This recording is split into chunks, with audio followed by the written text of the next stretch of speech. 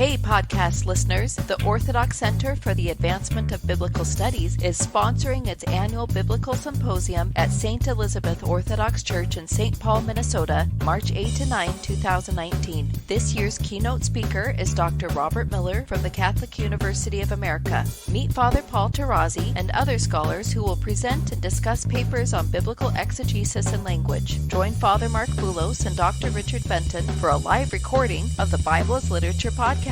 Engage with others like you who are committed to biblical studies for all who have ears to hear. Register online at ephesusschool.org. Each week, the Bible as Literature podcast brings you in-depth discussion of the biblical text in a format short enough for your morning commute, but long enough to be substantive, posing difficult questions meant to keep you engaged. If you value this work, please consider donating as little as 25 cents per episode. That's just $1 per month. To learn more, please visit patreon.com/Bible. That's patreon.com/Bible. Thank you. Hi, this is Father Marc Boulos with the Bible as Literature podcast. It's unclear how or when the phrase, "I love you," became the sacrosanct rubric of America's devolving mating rituals, but it did. In the place of duty, honor, and commitment, we peddle the fake importance of a self-involved, emotionally insecure obsession with 3 words that represent a hormonal response. Even if you think you disagree, you know it's true. Your spouse can say, "I love you," until they're blue in the face. It's meaningless if their behavior says otherwise. Enter Matthew chapter 7. Jesus does not care if you say, "I love you." The world does not stop spinning, and it is not an apocalyptic sign that now you are truly his disciple. No way! Human words are cheap. You are only his disciple when you act like it. Richard and I discuss the Gospel of Matthew chapter 7, verses 21 to 23. Today's episode begins with a reading of Deuteronomy chapter 13, verses 1 to 3. You're listening to the Bible as Literature.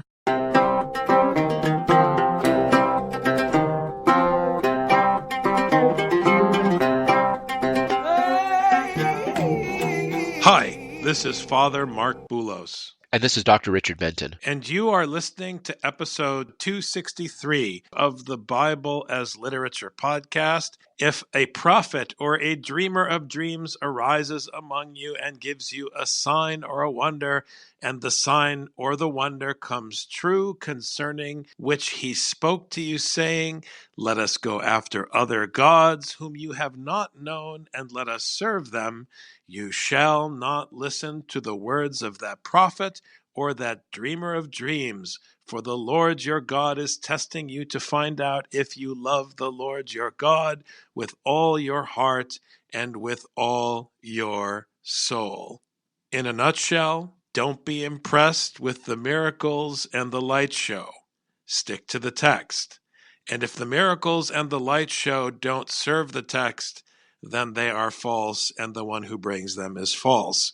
I wanted to begin right away, Rich, with this passage from Deuteronomy, just to save our listeners from falling in the trap of thinking that the miracles in the story are the fruit of the teaching.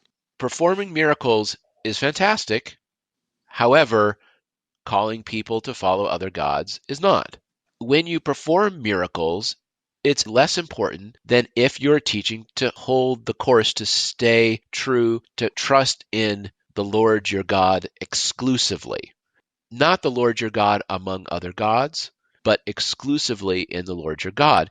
That is primary. It must be primary. Miracles and healings and all this kind of thing are secondary to that obedience to the teaching. That obedience to the teaching is an important distinction. When I hear Deuteronomy 13 and the text says that you're being tested in verse 3 as to whether or not you love the Lord your God with all your heart and with all your soul, you cannot hear it in the same way that those who are the object of Jesus's critique in verse 21 hear this statement that you are to love the Lord your God. Because if you do, you will fall in the trap of saying how much you love Jesus, how much you love God, how much you care about him, how you're so dedicated to him. But that's not what Deuteronomy is talking about. And that's exactly what Jesus will soon clarify in Matthew. To love God in Scripture with all your heart and with all your soul is to seek the text. Remember, this is Matthew. Seek and ye shall find. Knock and it will be opened to you. If you love the Lord's precepts, if you love his commandments, if you meditate on his wisdom in the night watches, those actions demonstrate that you love and serve the Lord. It's not love the way we Americans use the word cheaply, where we tell each other, I love you all the time, as though somehow this has value or bears some content. The reason older cultures think that's silly is because it is. It's like that beautiful scene from The Fiddler on the Roof. You know I love you because I did your laundry. Come on. Why do you have to say I love you? If you're saying it, something's wrong. And that's exactly what Jesus is getting at here in Matthew, verse 21 forward. You either love the Lord or you follow other gods. People think that loving the Lord is having warm feelings towards the Lord, feeling misty-eyed about the Lord. And it really doesn't have to do with feelings, because in Deuteronomy 13, you may not follow after other gods because you are supposed to love the Lord. Love and obedience go together. One demonstrates the other. If you're obedient, it shows that you love, and if you love, it shows that you're obedient. They have to go together. If they don't, then we're talking about a disconnected feeling that just makes us feel warm inside, and that's precisely not what this is talking about. That connection between obedience and love is what Deuteronomy is getting at, and it's what Jesus is getting at in Matthew 7. It's not a feeling. Loving God is not a feeling. Loving God is being obedient to him. And what does it mean to be obedient to him? It means seeking his will in the text and then carrying out that will. I mean, we talked about the fruit in Matthew 7. The fruit of obedience, the fruit of love, is that you're doing what he says. It's that simple. And if it's any simpler than that, and it's just a warm feeling, you're off track. If you work miracles and you are not submitting to the text, you will use those miracles and those signs as a mechanism of your power. That is the hoax of religion. That's why they take people's money on television selling healings. Whether the healing is an illusion or not is irrelevant. It's a manifestation of power that is used to lend credibility to something other than the content of the text. Remember ultimately that the healing in Matthew is not about physical healing. It's about correcting through instruction. When your behaviors are set straight by the commandment, you are healed. Not everyone who says to me, Lord, Lord, will enter the kingdom of heaven, but he who does the will of my Father who is in heaven will enter. Saying Lord, Lord does not get you in. You have to do his will. I mean, it's very straightforward here. The other thing that's important here is that we again have this phrase, the kingdom of heaven, entering the kingdom of heaven, becoming a citizen of this kingdom of heaven. Jesus lays it out as clear as day. Claiming that the Lord is God with your lips does not allow you to enter the kingdom. Only doing his will allows you to enter into the kingdom of heaven. If you're saying it with your lips, then it's your word.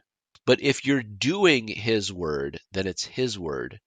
And this obedience is the key to the kingdom of heaven. Don't forget, this kingdom of heaven has been coming up every single chapter, whether in these precise words or in similar phrases. This has been the key to understanding Matthew since the very beginning in chapter 1. This king demands obedience in a very specific way. Every god has their teaching. Every king has their teaching. Everyone has their test to see if you're loyal or not. Jesus has been laying out what loyalty means, and it's going and serving the other and not making yourself the center, but making the Lord's teaching in the text the center. It's very difficult for people to understand verse 21 because religion, not just today, but always has been about personal relationships with the deity.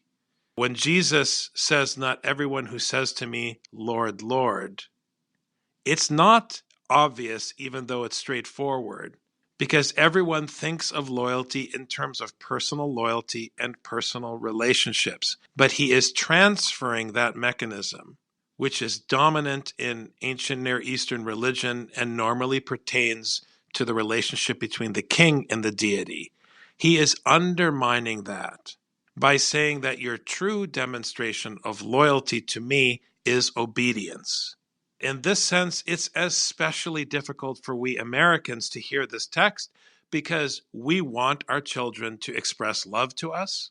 We fall for the Hallmark commercial that frames parenthood in terms of affection, and we miss the most important point, that real parenting is about giving instruction, and the true role of the child is to receive instruction and to obey instruction. As we said with respect to the Lord's Prayer, you know that someone is your child when they behave according to your instruction. That is how God discerns who his sons and daughters are, by their deeds. For us to say, Kyrie, Kyrie, when we are not doing what the text demands of us, which is his instruction for us, in his ears is the same thing as someone who is unfaithful in a relationship saying, "I love you," or someone who doesn't do the dishes, who doesn't do the laundry, who doesn't drive the kids to their activities, who doesn't help keep house. We sound like someone who behaves that way saying to their spouse, "I love you." It's vain talk. So he is framing the discussion of the relationship between the disciple and the teacher. He is framing that in terms of obedience to the instruction. And when you do that, the language about relationship becomes irrelevant in a way, because it's all about studying the text and acting accordingly. When you take the text out of the equation and you speak platonically the way modern Christians do about their personal relationship with their personal God, then it becomes not just vain talk, but the kind of vain talk that's destructive, because you then act and speak with an authority that doesn't belong to you. If I say, Jesus said, and I read exactly what Jesus just said in verse 21, then it's not my authority, it's the authority of the Gospel of Matthew. But if I say, I am close to Jesus and I love Jesus, and then I speak, I am putting myself in the place of God and the apostle. I am making the statement and imposing it on you for my own glory. It's a very important critique, Richard, that needs to be clearly outlined because it comes into conflict with modern religion of all sorts and all types, and people suffer because of it. I mean, I was just talking to a friend recently who's been having some trouble in his marriage, and his wife got really angry with him and saying he hasn't changed, he hasn't done anything. And he says, I know I changed. I know I've done a lot. I know that I'm a different person. And I told him simply, then figure out what concrete actions you're going to take today to serve her. Don't tell her you've changed. Take the actions to serve her. And then she'll maybe begin to believe that you actually love her. It's very concrete, and we make it sound like this is something very foreign, but this is what happens between couples all the time. You keep telling me you love me, but I'm not seeing it. This is how normal people talk. And it's like you were saying in Fiddler on the Roof, I don't know if you love me. Well, have you actually looked at my actions? Because I'm showing you that I love you. People know that this concreteness is where the proof is. This is what Jesus is demanding as well. If you want to enter into the kingdom, Do the will of the one who is in heaven, the one who's sitting in the heavens. If you want to enter it, then do his will. It's very straightforward. And you can say, Lord, Lord, and follow some other teaching. It's very easy to do. And when I was looking at Hosea, that's the normal thing to do. But the correct thing to do is not to say, Lord, Lord, until you're blue in the face. It's just work and do what you need to do. And Jesus has been laying this out for 2.5 chapters already. Hopefully this is straightforward now what you need to do. Many will say to me on that day, Lord, Lord, did we not prophesy in your name, and in your name cast out demons, and in your name perform many miracles? Again, this only becomes difficult, Richard, when people think of the signs and the wonders as the fruit. The fruit is the obedience to the teaching and what it produces in the world. If you are using signs and wonders to build up your authority so that you can say something other than what's written in Scripture, you are a false prophet. Deuteronomy is highly functional as a context for this passage. If it's not clear yet, I'm not sure what to do, because he says if you want to enter the kingdom of heaven, then you have to do the will of the one who is in the heavens. Okay, fine. But we prophesied, yeah, but don't forget what he actually said you're supposed to do. I mean, this is what's crazy. Well, look at all the things that we did do. Okay, how about the things I actually told you you were supposed to do? This is what's funny is the disconnect between, oh, well, we prophesied in your name, we healed in your name. Okay, but did you do anything I said over the past 2.5 chapters? Because I'm not hearing it. I'm not seeing it. It's keeping it simple. If Jesus says you need to do A, B, and C, then you say, look, we did D. Okay, but I told you you need to do A, B, and C, and I'm not seeing it. To think that people want to replace the teaching of Jesus with what they thought they should be doing, all that means is that they're following their own will. Well, we found this other thing that's just as important, that's just as good as what you taught, Jesus, and we did that instead. Really, just as important. Okay, well, actually, what was most important is the thing that I said. You didn't do it, so what can I say now? Rich, just look at religion, not just Christianity. Look at any religion throughout time. Just look at them. Everything is about the personality of the teacher in all religions. They always make it about the personality of the teacher. And on the whole, there are plenty of teachers throughout history who love that and amplify that by claiming the stage to speak with the authority of the god or gods of their religion as though it was their authority, and they make up whatever they want to say to serve their agenda. That's the central issue in the Bible. That is why the statue is toppled in the temple and replaced with a scroll. So that even if the king who walks the earth would claim that he is the anointed or the son of the deity, even if he would make that claim, if the deity in the temple is not a statue, but the content that's sitting in the scroll on the chair, then that king is under the authority of wisdom and cannot say whatever he wants.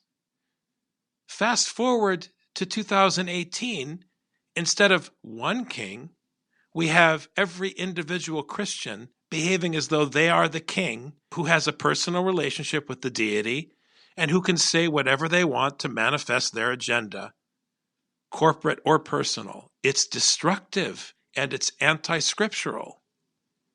Only the God of Scripture can impose his will. No human being can do so. That's why in Isaiah, only the God of Scripture stands out. Everyone is flattened out. And then I will declare to them, I never knew you. Depart from me, you who practice lawlessness. And that is a technical term. It is to be without the rule of the Torah, anomia. And the action they're performing is called the ergazomeni. So the workers who perform the works, which are against the law, which are counter to the law. And what does it mean to be counter to the law? Does it mean doing the opposite of the law? No, it means doing those things that are not contained in the law. Don't forget, in the first 2 chapters, it was all undermining the ego of the person doing things. If we go all the way back to the Beatitudes, the only thing that people were able to see about you was that you were suffering on behalf of carrying out the will of God. And then all the ways that you carry out the will of God, your prayers, no one can see. Your fasting, no one can see. Your good works, even you can't see them. No one is allowed to see them, because if they did, it would puff your ego up. It would be about you and not about the Lord.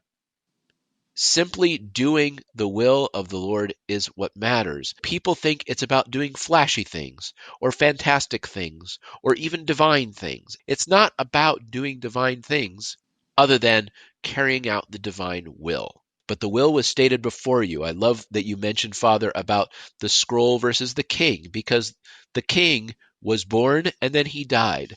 But the scroll was there before the king was born and is there after the king died. The statue can be whatever you make of it, but the scroll tells you precisely what it is. Knowing the precise will of God and carrying out those words exclusively is what it means to be obedient and what it means to be a member, a citizen of the kingdom of heaven. And if you are not following that law, you are following the law of another kingdom. Enjoy being a citizen of that kingdom, but you're not going to be a citizen of this kingdom. And that's why he's saying, depart from me, go away from me, go back to the kingdom whose king you're serving. But you're not serving this king. Obviously, I can tell by your actions, by your fruit. Thanks very much, Dr. Benton. Thank you, Father.